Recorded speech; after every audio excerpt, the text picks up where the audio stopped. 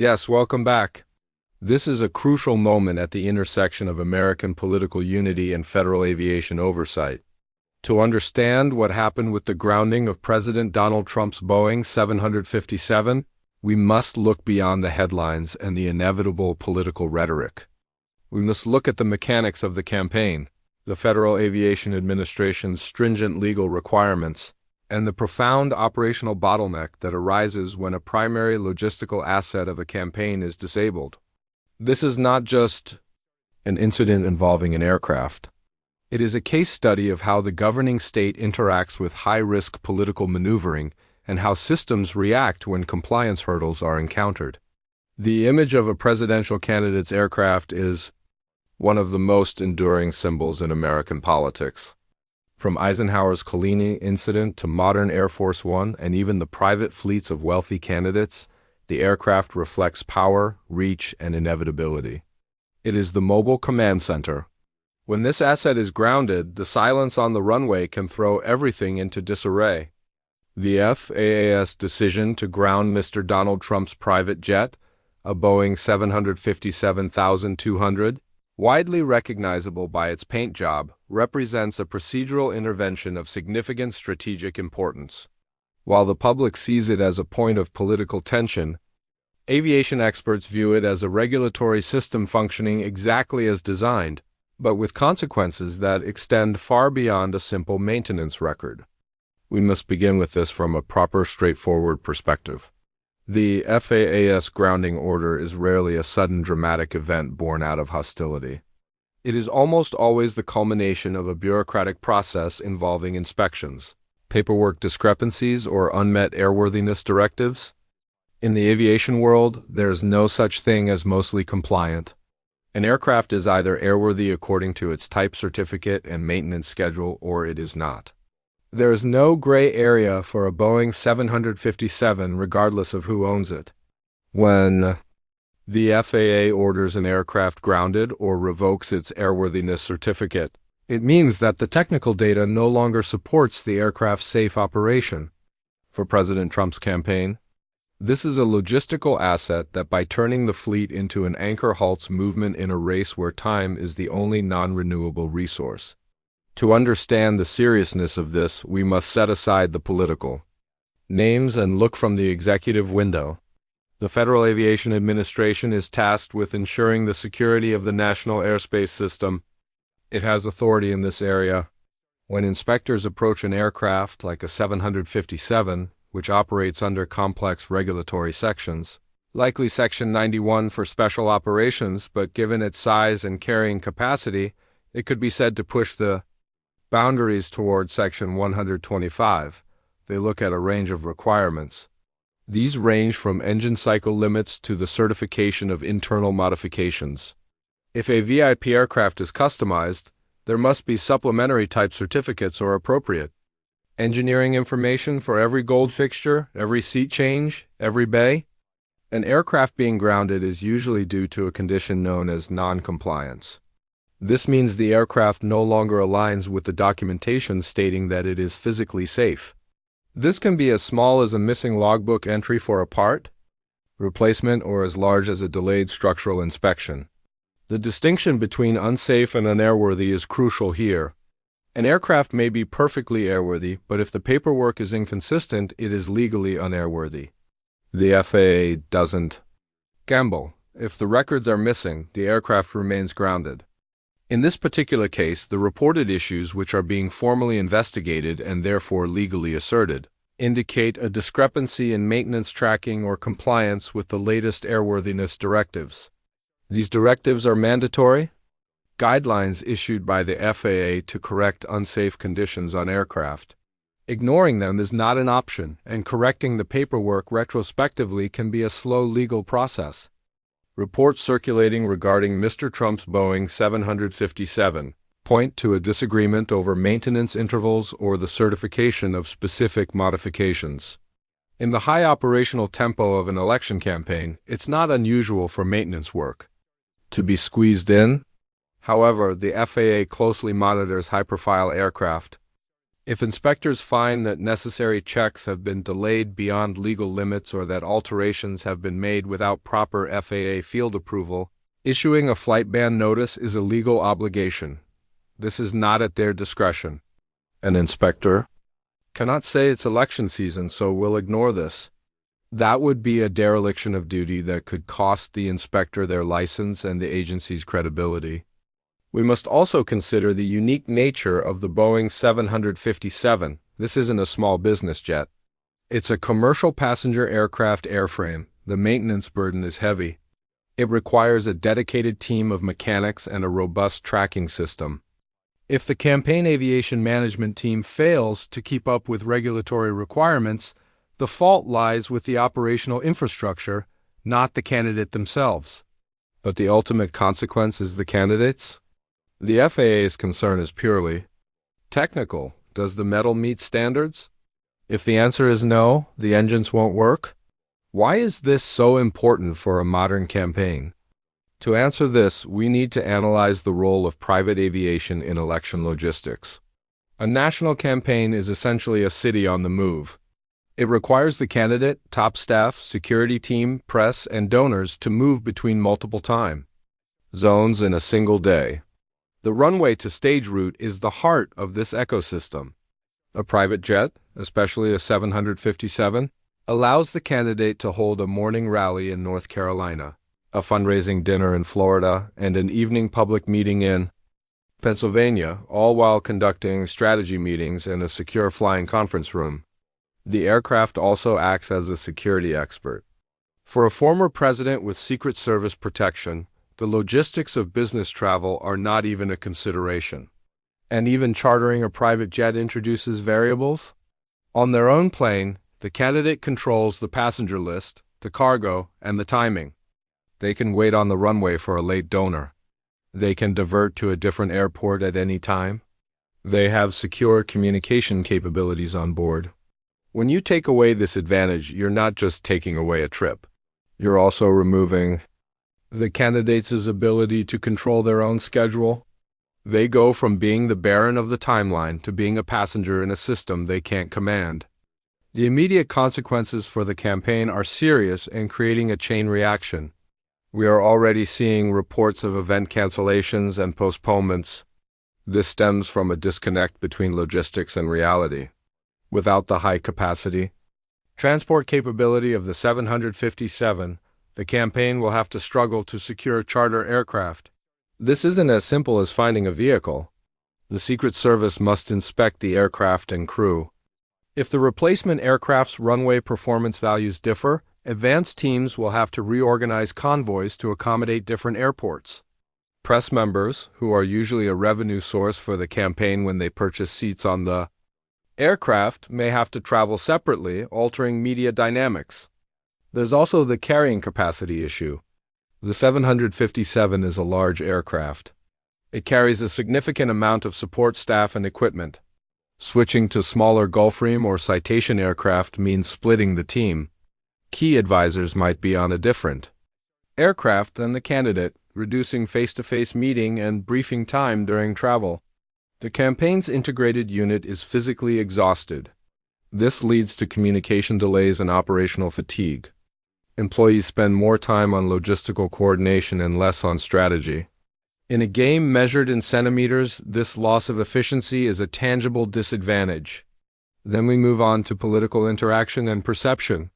In politics, appearance is often equated with substance. The grounding of the campaign plane is a visual symbol of a campaign that has stalled or lost control. It invites metaphors that opposition speechwriters will eagerly use. It demonstrates a lack of discipline or an inability to manage details.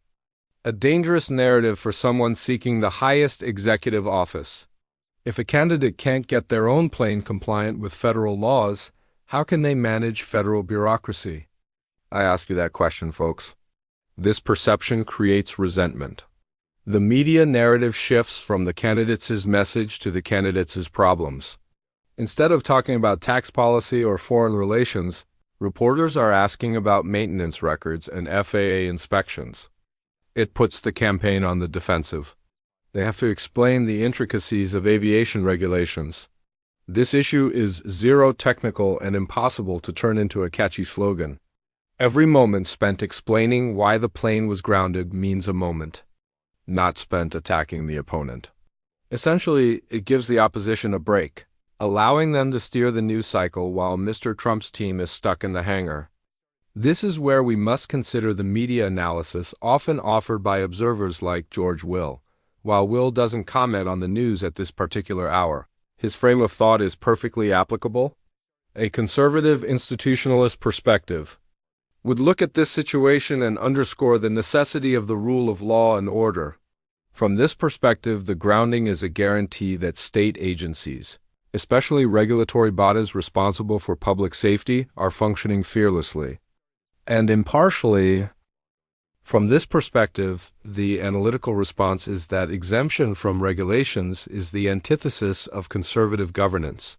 If FAA regulations are troublesome, that's a policy issue to be debated in Congress.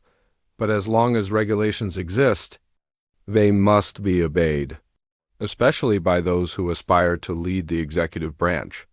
This framework eliminates the victimhood narrative and replaces it with a standard of competence. The expectation is that a serious leader is surrounded by competent individuals who ensure records are up to date, audits are conducted, and records are signed. Failure to do so is not political persecution. It is an administrative failure. This deeper critique is more effective than partisan criticism because it questions the fundamental managerial competence of the operation. We need to clarify why. This is a simple technical issue that can't be resolved overnight. Aviation regulations are built on a safety culture that prioritizes verification over speed. If the FAA grounds the aircraft, the solution involves a rigorous reinspection. Simply repairing the faulty part isn't enough. The campaign must prove that the underlying system that allowed the breach to occur has been corrected. This may involve a root cause analysis. The FAA may request a full audit of the aircraft's records going back years. For an older aircraft, like a Boeing 757 from the 1990s, the records are very voluminous. If there are gaps, if a previous owner didn't properly document a repair, or if a modification was made overseas without FAA oversight, closing those gaps can take weeks or months. The campaign can't just pay a fine and take off. They need to provide engineering data. They may need to remove internal components to inspect the fuselage. This is a process that moves at the pace of government bureaucracy, which is deliberately SLO when it comes to safety standards. The aircraft's return timeline is likely uncertain, and the campaign will remain in a state of prolonged logistical uncertainty. This brings us to the FAA's image as an apolitical regulator.